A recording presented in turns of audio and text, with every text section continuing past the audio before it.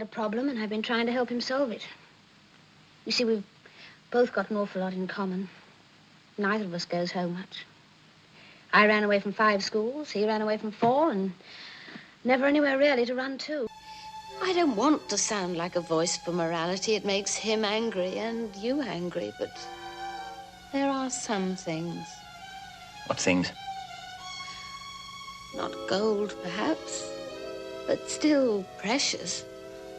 Not negotiable, not even legal tender, just tender. Tell me, Henry, what do you actually do at the bank? Oh, well, I'm the man with all the keys. Oh, then you could rob the bank.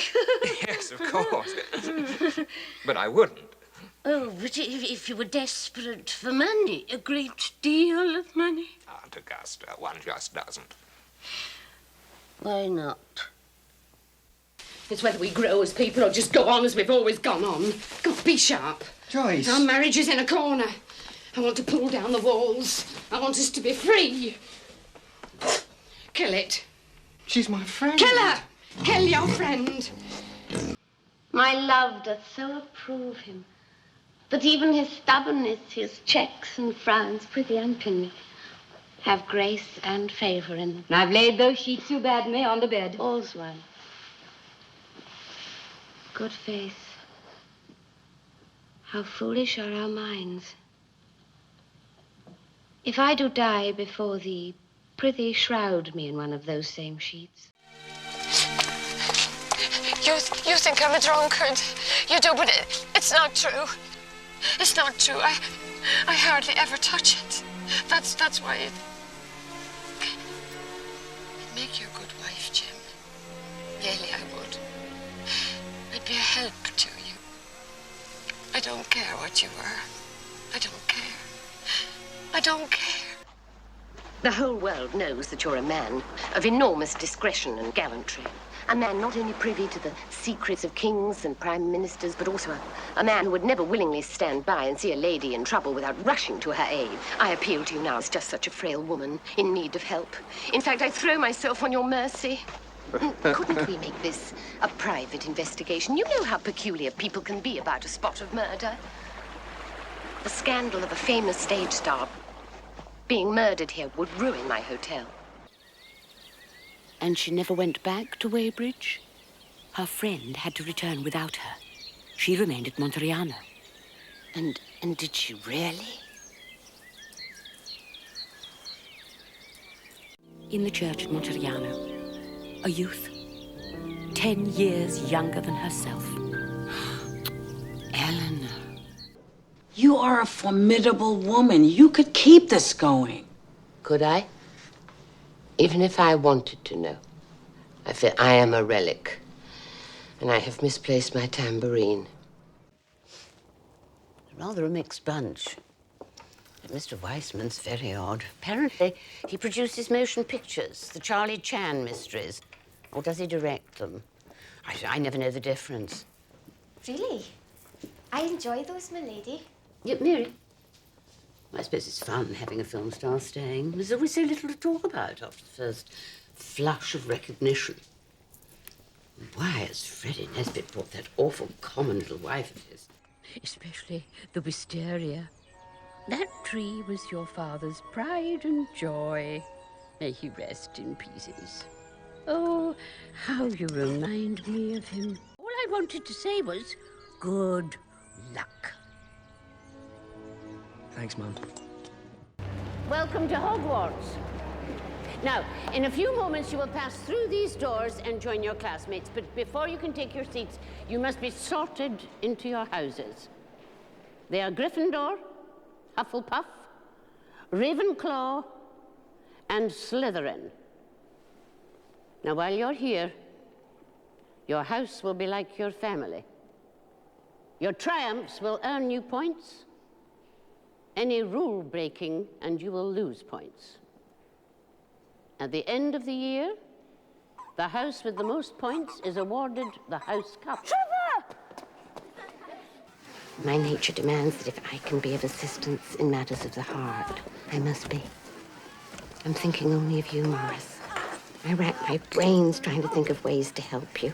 I pay the penalty with my headaches, my perfect circlet of pain. But I carry it, as a queen carries her crown. You must have done a good job. Because they said I was no longer useful to them. They thanked me for my service, as if that's all it was. I found a flat in the end. My problem was what to do with all the time I had. I mean, the flat, it's so small I can have it spotless in half an hour. And then, you know, what am I supposed to do for the rest of the day?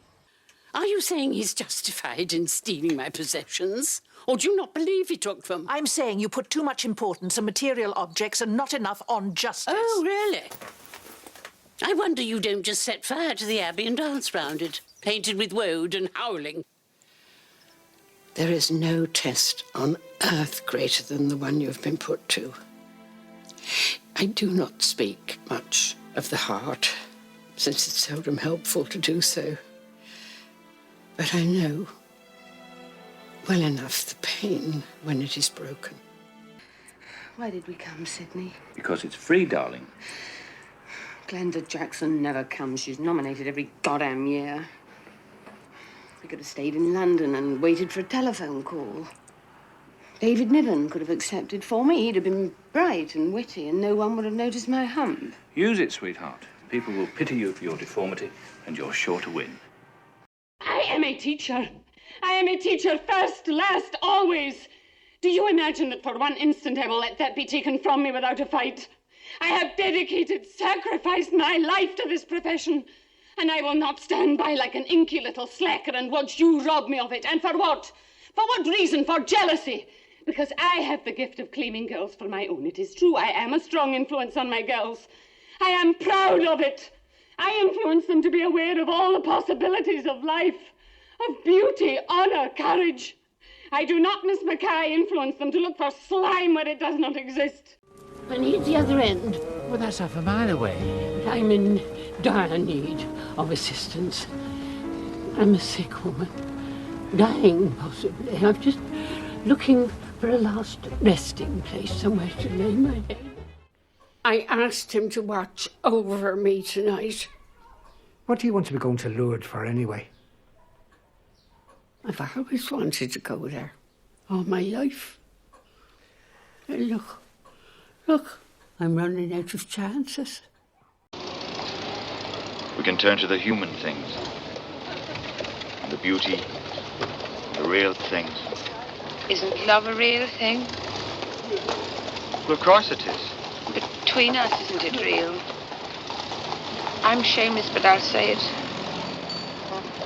I love you, Johnny. Can I kiss you? Here? The city's our home. Where else do you kiss the girl you love? A poor soul sat sighing by a sycamore tree, sing all a green willow, her hand on her bosom, her head on her knee. The fresh streams ran by her and murmured her moans, sing all a green willow. Her salt tears fell from her, which softened the stones.